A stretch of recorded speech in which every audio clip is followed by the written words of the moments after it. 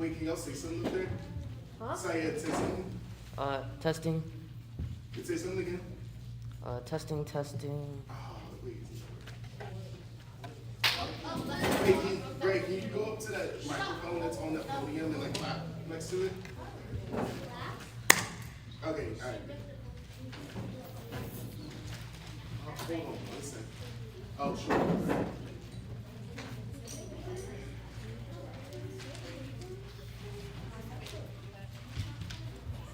All right, 3, 2, 1, go. Today, we're going to be talking about the king's attributes and characteristics from the story of the Apostle. So in his reign, the king thinks that his son has gone mad since he keeps claiming that he is the pauper Tom Canty, even though he's really Tom Canty. And the king sees that all criminals or people who did crime to be punished because they have done some things that they shouldn't have done.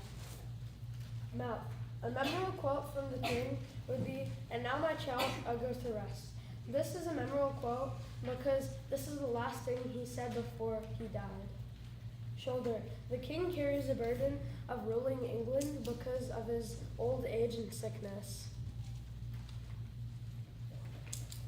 The king's right-hand man is Lord Beaufort and Lord Morgan and St. John, and those are his accomplices. His main, okay, and has his back. And the king's all he cares most about the prince that's his side. Alright, so his heel was his age because he died and gave up the crown. Alright, so like his left his left hand was his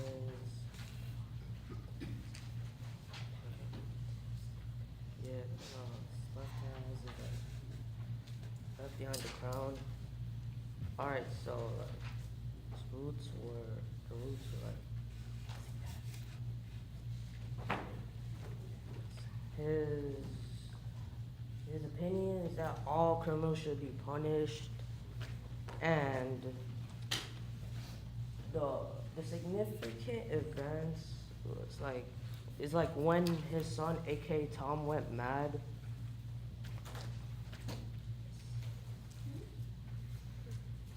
Any questions?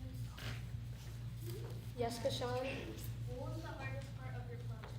The hardest part of our project was probably designing the king due to him dying in the early beginning of scene 2.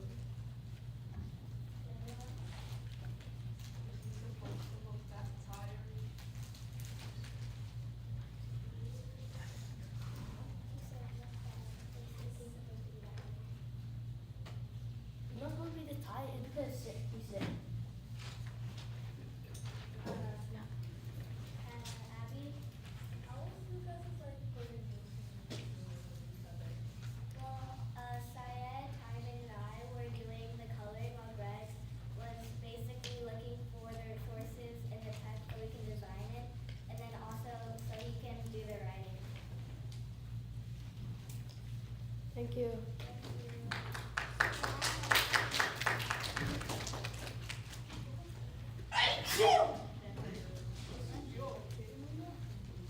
All right, would anybody like to do a peer review?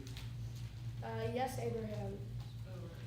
So for fairness, I gave you guys a few cut. Because one of you, Syed was looking at this card, the poster a lot, engaging to mostly because eye contact of 3. Some of you guys were just looking over there most of the time. And Baldy may give you guys a 4. I think the one thing that I liked about your drawing was your presentation was in drawing. And one suggestion is that you guys should be more prepared because some of you were looking at your cards.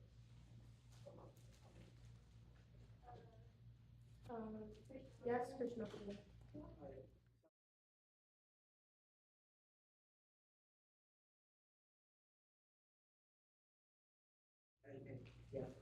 by engaging, I say to eat for like I couldn't see. All right.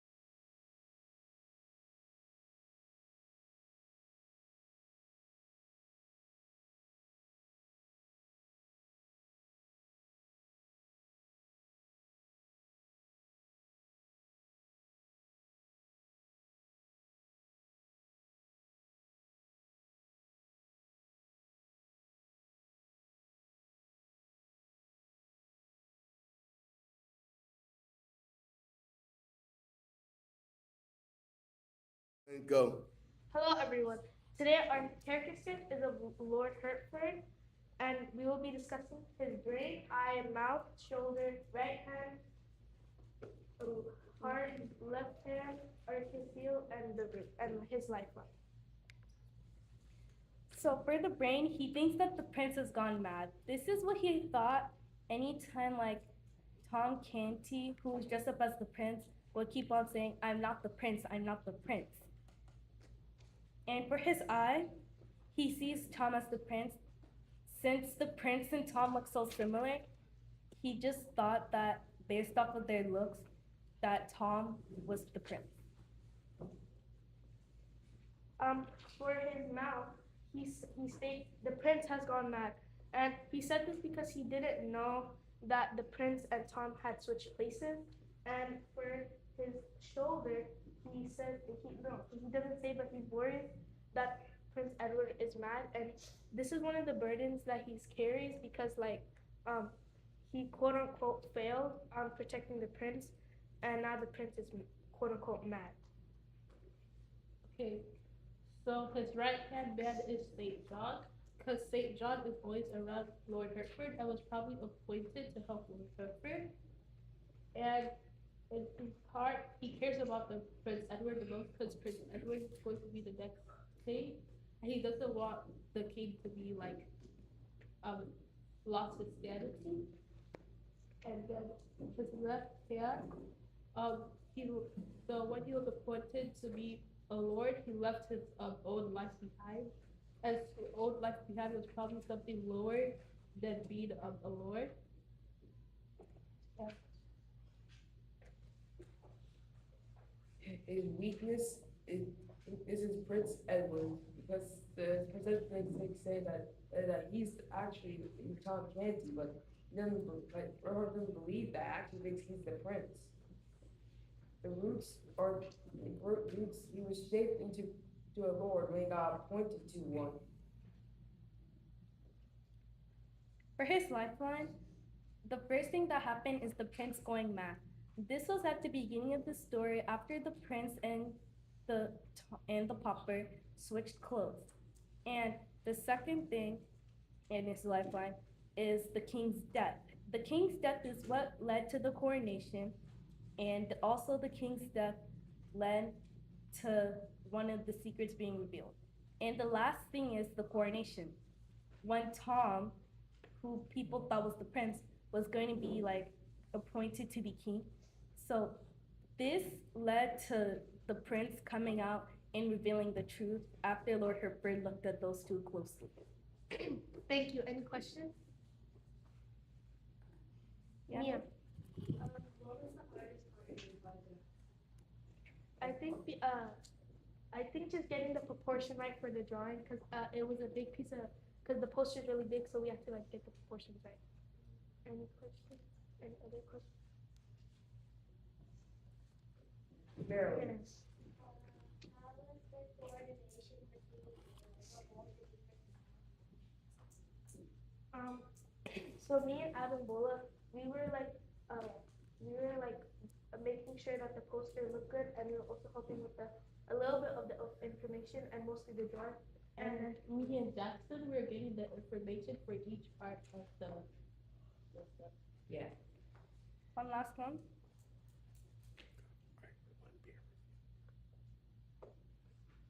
All right, anybody have a peer review? Viviana. So for preparedness, I gave you a 4. For engaging, I gave you also 4. For eye contact, I gave you 5. And volume, I gave you 5. One thing I liked about your presentation is the character design, how everything is like formatted. And one suggestion I have for this presentation was, I didn't really have a suggestion because it was pretty good. But if I had to, adding hand movement would make it more engaging. Thank you for your feedback. Brian.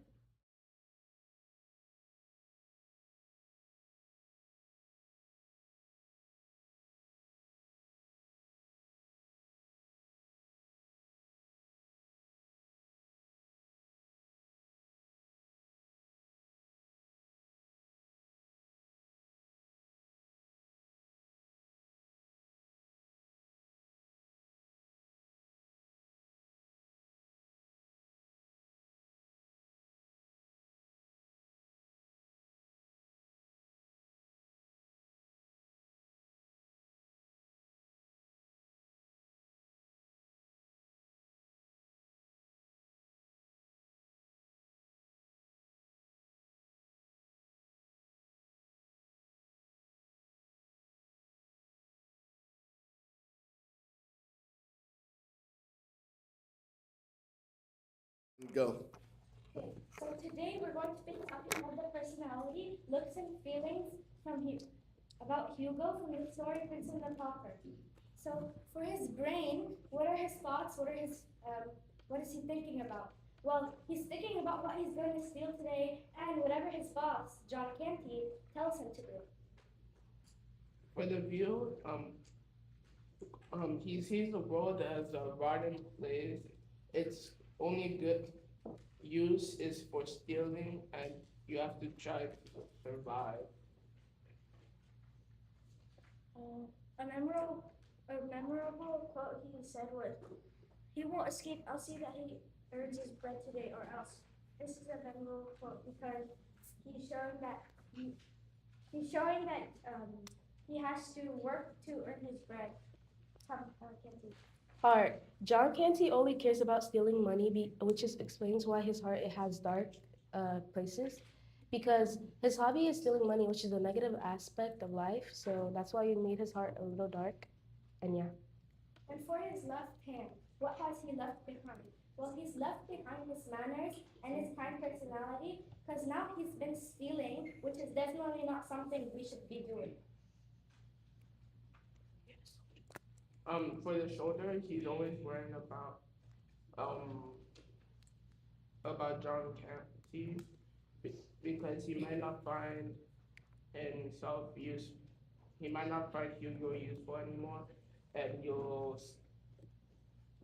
get rid of him or something like that. For his right hand, John Canty has money in his hand because his hobby is robbing people and stealing, like we saw when he was trying to blame the prince for stealing Mona's money. His hobby was obviously stealing, so that's why he has money in his hand. Probably after getting after a victim. For significant events, he has experience stealing the prince and using him to steal for him, and making him look like he stole it, and so Hugo wouldn't get in trouble. And for his Achilles heel, what has shaped his personality? Stealing has helped him shape his personality because, when he's stealing, then he'll become mean, and then he lose his manners because he's stealing. Any questions? What was the hardest part about your project? Definitely the drawing. Julianne. Oh, What was sorry. your favorite part of the project? My favorite part of the project was actually the writing because what we have like come up with is what I think is the best part. Any suggestions? Oh, yeah. That's a suggestion. So for the characters, I'm thinking like five, and games, yeah, I'll go five. I think I said four. Volume, I remember three labs, so five. I like how each person talked and pretty much I'm not really judging, I'm saying it's ridiculous. Thank you. Marilyn? Also, for the preparedness, I give you guys a 3 only because that someone was looking at the poster a lot. Because they're kind of like back reading a little bit. Engaging, I give you a 5. For the eye contact, I give you guys a 4 because somebody was like looking down and playing with their ID. For the volume, I give you guys a 5 because you guys are pretty loud. One thing I liked about this presentation was I like that you guys are pretty detailed with the drawing because like I see that he has like a lot of rips in his clothing, I guess. And then one suggestion I have is to focus on the audience and to like be more prepared. Thank you. Okay, that's it.